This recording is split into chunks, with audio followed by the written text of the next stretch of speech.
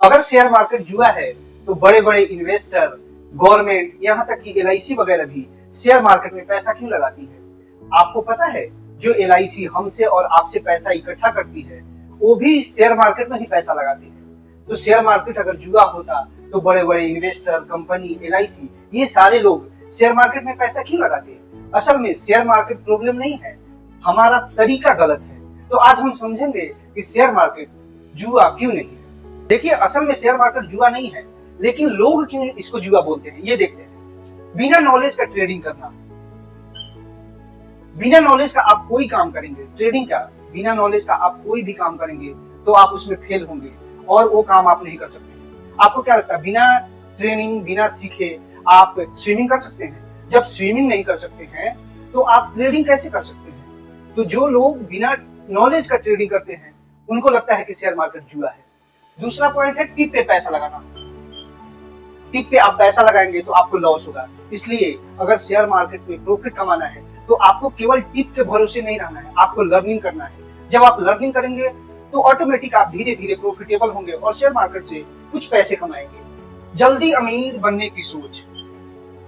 देखिए, share market कोई जल्दी अमीर बनने की मशीन नहीं है। यहाँ पे आपको धीरे धीरे वेल्थ क्रिएशन का एक जर्नी होता है, आप धीरे धीरे वेल्थ क्रिएशन करते हैं। और चौथा पॉइंट है ओवर ट्रेडिंग। ओवर ट्रेडिंग में क्या होता है कि आपको लॉस होता है, लॉस होने के बाद आप फ्रस्ट्रेट होते हैं और फिर ट्रेड लेते हैं, उल्टा सीधा काम करते हैं। जैसे मान लीजिए कि आपको ट्रेड नहीं लेना चाहिए, आपको स्ट्रेटेजी का वेट करना चाहिए, लेकिन आप वेट नहीं करते हैं, आप ट्रेड लेते हैं, उस चलते आपको लॉस होता है।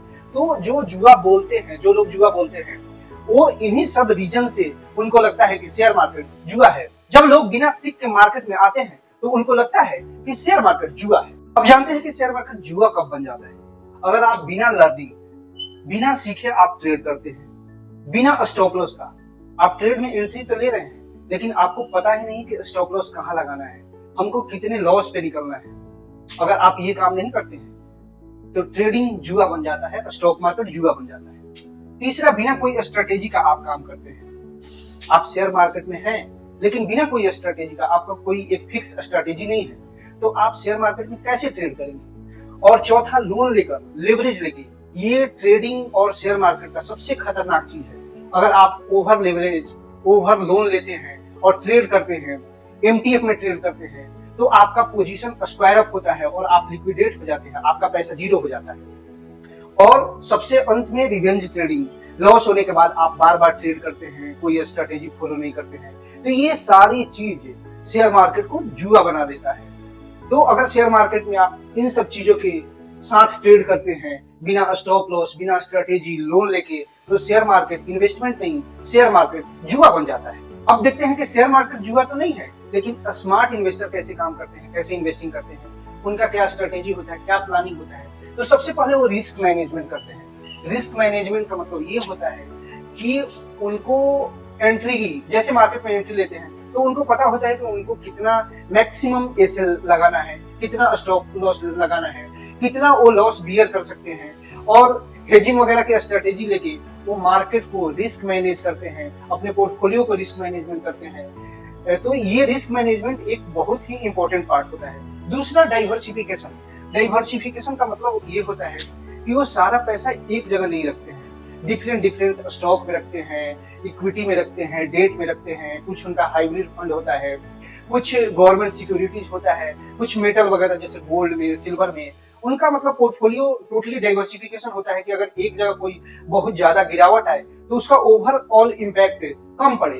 तो डाइवर्सिफिकेशन, अगर आप शेयर मार्केट में इन्वेस्टमेंट करते हैं तो डाइवर्सिफिकेशन बहुत जरूरी होता है। तीसरा, टेस्टेड और प्रूवन सेटअप पे वो काम करते हैं। जो सेटअप उनका पहले टेस्टेड किया हुआ होता है, प्रूवन किया होता है, बैक टेस्टेड होता है, उसी पे वो बार बार काम करते हैं। ऐसा नहीं कि आज कुछ और यूज कर लिया, कल दूसरा कुछ और तीसरा कुछ और। मतलब उनका जो स्ट्रेटेजी होता है, उनका जो सेटअप होता है, प्रूवन होता है और टेस्टेड होता है। लॉन्ग टर्म इन्वेस्टिंग, जैसे वो ट्रेडिंग तो करते हैं लेकिन उनका कुछ पार्ट, जैसे मान लीजिए कि 100% उनका पोर्टफोलियो में से 70% पार्ट उनका लॉन्ग टर्म इन्वेस्टमेंट में होता है और 30% से वो ट्रेडिंग वगैरह, हेजिंग वगैरह में वो फंड को यूज करते हैं। और सबसे इंपॉर्टेंट पॉइंट है रिसर्च। स्मार्ट इन्वेस्टर रिसर्च करते हैं, मार्केट एनालिसिस करते हैं, वो फंडामेंटल एनालिसिस करते हैं, कंपनी के बारे में डिटेल नॉलेज रखते हैं और ये सब करने के बाद वो मार्केट में इन्वेस्टमेंट करते हैं। बिना रिसर्च का इन्वेस्टमेंट नहीं होता है।